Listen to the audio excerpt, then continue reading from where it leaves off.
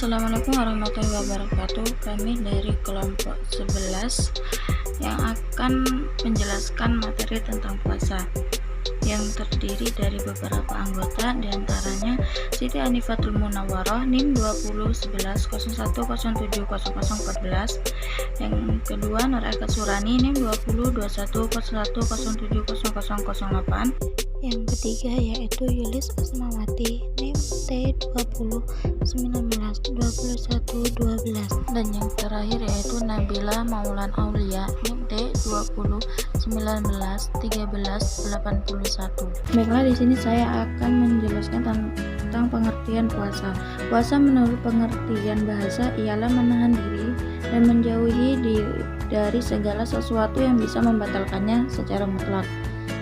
Kalimat maf'ulan anil kalam au nil lagwi au nil batil au anizur au nil akli au anisi syurbi, yang berarti si fulan itu menahan diri atau menjauhi diri dari omongan atau main-main, atau dari kebatilan, atau dari kedustaan, atau dari makan, atau dari minum.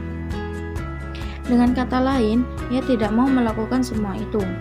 Adapun menurut pengertian syariat, puasa adalah menahan diri dari sesuatu yang dianggap dapat membatalkan sejak terbit fajar hingga terbenam matahari dengan niat puasa. Oleh orang muslim yang berakal dan tidak sedang mengalami haid dan nifas. Selanjutnya yaitu dalil kewajiban berpuasa. Berpuasa di bulan Ramadan hukumnya fardu ain bagi setiap mukallaf yang mampu untuk melakukannya. Kewajiban ini telah disyariatkan sejak 10 Sya'ban sebelum genap 2 tahun Nabi Muhammad SAW berhijrah dari kota Mekah. Berikut ini merupakan dalil yang terdapat dari Al-Quran tentang berkewajiban puasa, yaitu dalam surah Al-Baqarah ayat 183-185. Ayatnya sebagai berikut. A'udzubillahi minasyaitonirrajim. Bismillahirrahmanirrahim. Ya ayyuhalladzina amanu kutiba alaikumusyiyamu kama kutiba alal ladzina min qablikum la'allakum tattaqun. Artinya, wahai orang-orang yang beriman, diwajibkan atas kamu berpuasa sebagaimana diwajibkan atas orang sebelum kamu agar kamu bertakwa. Bismillahirrahmanirrahim. Ayyaman ma'dudah. Faman kana minkum maridatan aw ala safarin fa iddatu min ayyamin ukhra wa 'alal ladzina yutiqunahu fidyatu ta'amu miskin faman tatawwa'a khairan fahuwa khairul lah wa an tasumu khairul lakum in kuntum ta'lamun. Artinya, yaitu beberapa hari tertentu, maka barang siapa di antara kamu sakit atau dalam perjalanan lalu tidak berpuasa, maka wajib mengganti sebanyak hari yang dia tidak berpuasa itu pada hari-hari lain, dan bagi orang yang berat menjalankannya wajib membayar fidyah, yaitu memberi makan seorang miskin. Tetapi barang siapa dengan kerelaan hati mengerjakan kebajikan, maka itu lebih baik baginya, dan puasamu itu lebih baik bagimu jika kamu mengetahui. Bismillahirrahmanirrahim. Syahrul Ramadan alladzi unzila fihil Qur'an hudal linnas wa bayyinatin minal huda wal furqan. Faman syahida minkum asy-syahra falyasumhu wa man kana maridatan aw ala safarin wa iddatu min ayyamin ukhra. Yuridullahu bikumul usra wa la yuridu bikumul usra litu'milul iddatu wa litukabbirullaha ala ma hadakum wa la'allakum tashkurun. Artinya, bulan Ramadan adalah bulan yang di dalamnya diturunkan Al-Quran sebagai petunjuk bagi manusia, dan penjelasan mengenai petunjuk itu dan pembeda antara yang benar dan batil Karena itu, barang siapa di antara kamu ada di bulan itu, maka berpuasalah. Dan barang siapa sakit atau dalam perjalanan, dia tidak berpuasa, maka wajib menggantikannya sebanyak hari yang ditinggalkannya itu pada hari-hari yang lain. Allah menghendaki kemudahan bagimu dan tidak menghendaki kesukaran bagimu. Hendaklah kamu mencukupkan bilangannya dan mengagungkan Allah atas petunjuknya yang diberikan kepadamu agar kamu bersyukur. Dan ada juga kewajiban berpuasa dari hadis sebagai berikut. Rasulullah SAW bersabda, Islam dibangun di atas 5 perkara. Yang pertama, bersaksi bahwa tidak ada ilahi atau sesembahan yang berhak disembah melainkan Allah dan Muhammad adalah utusannya. Yang kedua, menegakkan sholat. Yang ketiga, menunaikan zakat. Yang keempat, menunaikan haji. Dan yang kelima, berpuasa di bulan Ramadan. Hadis Bukhari Muslim. Syarat berpuasa menurut Imam Syafi'i. Yang pertama, syarat wajib. Balik, beragama Islam, berakal sehat, mampu. Syarat sahnya yaitu beragama Islam, sadar berpuasa, tidak berhalangan, dan waktu diperbolehkan puasa. Syarat berpuasa menurut Imam Hanafi. Syarat wajibnya yaitu beragama Islam, berakal sehat, berusia balik, sehat, menetap atau bukan musafir. Untuk syarat sah berpuasa yaitu suci dari haid dan nifas, berniat. Syarat wajib berpuasa menurut Imam Maliki memiliki 3 syarat. Syarat yang pertama yaitu syarat wajibnya berusia balik, mampu untuk berpuasa. Syarat yang kedua, syarat sahnya yaitu beragama Islam, waktu diperbolehkan berpuasa dan berniat. Syarat yang ketiga yaitu syarat gabungan, berakal sehat, bersih dari darah haid dan nifas, masuk bulan Ramadan. Syarat wajib berpuasa menurut Imam Hambali yaitu ada 3 syarat. Yang pertama, syarat wajibnya beragama Islam, balik, mampu berpuasa. Yang kedua yaitu syarat sah berpuasa, berniat, bersih dari haid, bersih dari darah nifas. Yang ketiga yaitu syarat gabungan, beragama Islam, mumayyiz, berakal sehat. Perkenalkan, nama saya Nabila Maulana Aulia, NIM T 20191381. Di sini saya akan menjelaskan tentang rukun puasa dan hal-hal yang membatalkan puasa. Rukun puasa yang pertama adalah niat puasa.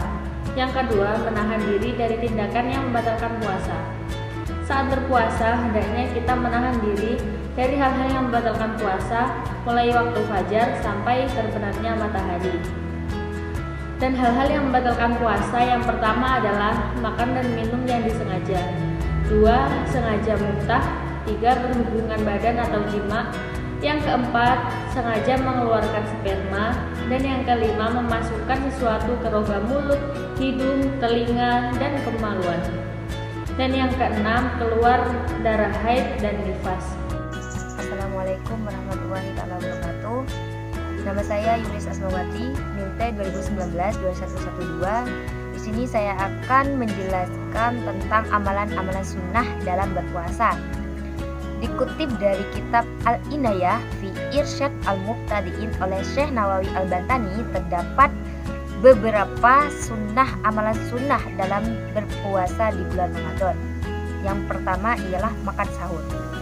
Rasulullah SAW bersabda, makanlah sahur karena sahur itu adalah sebuah keberkahan. Jadi bagi seorang muslim yang hendak melaksanakan ibadah puasa, terlebih dahulu mereka makan sahur. Yang kedua ialah menyegerakan berbuka. Jadi bagi seorang muslim yang melaksanakan ibadah puasa, ketika sudah sampai pada waktu berbuka puasa, maka mereka dianjurkan untuk menyegerakan berbuka. Menyegerakan berbuka tersebut ialah dengan menyantap makanan atau minuman yang manis, atau lebih disunahkan lagi itu dengan kurma. Yang ketiga ialah membaca doa sebelum berbuka. Ini sangat disunahkan atau dianjurkan oleh Rasulullah, kepada seorang muslim sebelum berbuka mereka membaca doa berbuka puasa. Doanya seperti ini: Allahumma laka sumtu wa bika amantu wa ala rizkika aftartu bi rahmatika ya arhamar rahimin. Yang keempat ialah mandi besar.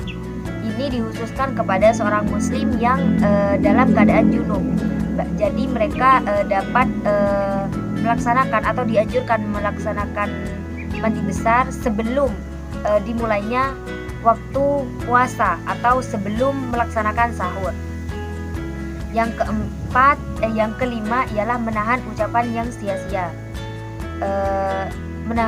Puasa pada dasarnya itu mengendalikan diri atau menahan diri dari hal-hal yang bermaksiat. Contohnya ialah dalam ucapan. Jadi kita dianjurkan untuk menahan diri dari maksiat, khususnya dalam ucapan. Contohnya seperti berkata jorok, gibah dan lain sebagainya. Yang keenam itu menahan diri dari perbuatan yang tidak selaras dengan tujuan berpuasa. Contohnya di sini ialah berlebih-lebihan. Berlebih-lebihan di sini bisa dari berlebihan menyantap makanan atau lain sebagainya. Karena Rasulullah SAW pernah bersabda dalam firman Allah itu disebutkan, makan dan minumlah kalian dan janganlah berlebih-lebihan, pada surat Al-A'raf. Jadi kita selaku orang muslim yang seringkali kita jumpai ya, orang melaksanakan puasa sehari penuh, ketika sudah berbuka mereka berlebih-lebihan dalam berbuka. Itu tidak dianjurkan oleh Nabi. Yang dianjurkan ialah kita makan minum secukupnya, seperti itu. Yang ke berapa sudah? Yang ke 7 itu memperbanyak sedekah. Jadi bukan hanya di bulan puasa ya, kita dianjurkan oleh Rasulullah untuk memperbanyak sedekah, apalagi juga di bulan Ramadan ini. Jadi kita bukan hanya berpuasa tapi kita juga bersedekah, karena seperti sabda Rasulullah, ketika seseorang yang berpuasa memberikan makanan atau apapun kepada seorang yang berpuasa juga, maka ia akan mendapatkan pahala seperti yang disedekahinya, seperti orang yang mendapatkan sedekah dari sampean itu tanpa mengurangi pahala puasa sampean sendiri. Yang kedelapan ialah iktikaf.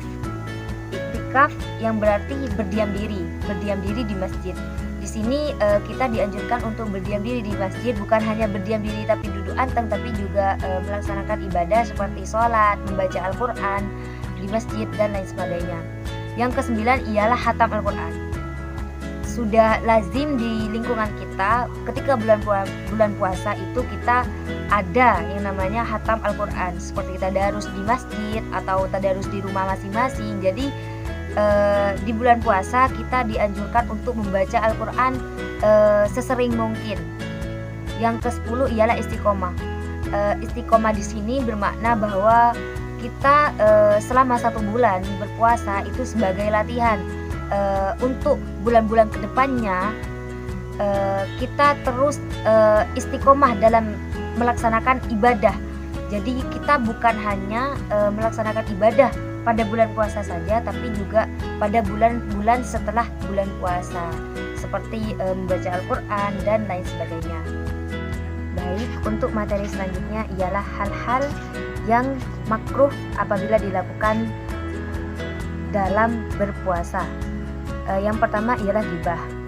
Yang kedua ialah melakukan bekam. Itu dikarenakan apabila melakukan bekam tubuh kita menjadi lemas. Yang kedua ialah menyikat gigi. Karena apabila kita menyikat gigi itu biasanya dikhawatirkan rasa pasta giginya itu masuk ke dalam mulut kita. Yang kedua ialah tidur terlalu lama. Tidur memang menjadi ibadah ketika kita berpuasa, akan tetapi jika tidur dilakukan dalam jangka waktu yang lama maka hal tersebut dimakruhkan. Yang kelima ialah berciuman. Hal tersebut dimakruhkan dalam berpuasa. Yang keenam mencicipi makanan. Dikhawatirkan makanan yang dicicipi itu masuk kepada mulut kita. Yang ketujuh ialah membayangkan bersetubuhan. Ini dikhawatirkan seorang muslim yang membayangkan hal tersebut itu dapat mengundang nafsu syahwat dan mengeluarkan mani. Yang kedelapan, berkumur secara berlebihan. Dimakruhkan karena jika kita berkumur secara berlebihan itu dikhawatirkan air kumurannya itu masuk ke dalam mulut kita. Yang kesembilan ialah mandi. Yang ke-10 puasa wisal. Ini dimakruhkan karena pengertian dari puasa wisal itu ialah puasa yang dilakukan selama 24 jam tanpa berbuka. Jadi dimakruhkan dalam agama Islam.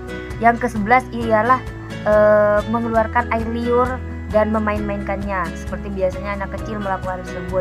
Itu dimakruhkan karena hal tersebut dikhawatirkan air tersebut tertelan oleh kita.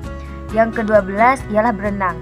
Hal tersebut dimakruhkan karena apabila kita berenang itu otomatis kepala kita masuk ke dalam air dan dikhawatirkan air kolam itu masuk kepada mulut kita dan membatalkan puasa kita. Mungkin itu saja yang dapat saya sampaikan. Baik, sebelumnya di sini saya Siti Anifatul Munawwaroh, NIM 201101070014. Di sini saya akan melanjutkan presentasi dari teman-teman saya. Nah, untuk yang subbab nomor 8 yaitu macam-macam puasa. Macam-macam puasa ada 4. Yang pertama, puasa fardu. Yang kedua, puasa yang diharamkan. Yang ketiga, puasa sunnah. Yang keempat, puasa yang dimakruhkan. Nah, untuk puasa fardu itu contohnya seperti puasa Ramadan, baik secara adaan maupun diqodho, puasa kafarat, dan puasa nazar. Nah, untuk puasa yang diharamkan itu puasa pada hari raya Idul Fitri. Yang kedua, puasa pada hari raya Idul Adha. Dan yang terakhir yaitu puasa pada hari tasyrik. Selanjutnya yang nomor 3 yaitu puasa sunnah. Puasa sunnah itu ada pada tanggal 9 dan 10 Muharram. Ada juga pada tanggal 9 Dzulhijjah. Puasa Senin Kamis, puasa Syawal, dan puasa lainnya. Terus untuk yang nomor 4 yaitu puasa yang dimakruhkan. Nah, puasa yang dimakruhkan ini misal seperti puasa hari besar nasional. Nah, untuk slide selanjutnya yaitu hikmah dan manfaat puasa. Apa sih hikmah dari kita berpuasa? Ada beberapa hikmah dari kita berpuasa, yaitu yang pertama, tanda terima kasih kepada Allah. Yang kedua, mendidik taat kepada peraturan. Yang ketiga, mendidik belas kasih kepada fakir miskin. Yang keempat, menjaga kesehatan. Yang kelima, mendidik hidup tertib dan disiplin. Yang keenam dan yang terakhir yaitu melatih kesabaran. Nah, selain hikmah dari puasa, ada pula manfaat dari puasa, yaitu mendapat pahala yang berlipat ganda, menjaga kesehatan tubuh, melatih kesabaran. Seseorang yang sering berpuasa akan dimasukkan surga lewat pintu Ar-Rayyan, dan bahkan bau mulut orang puasa pun lebih harum di sisi Allah daripada minyak misik. Itu saja presentasi dari kelompok kami, kurang lebihnya mohon maaf. Wassalamualaikum warahmatullahi wabarakatuh.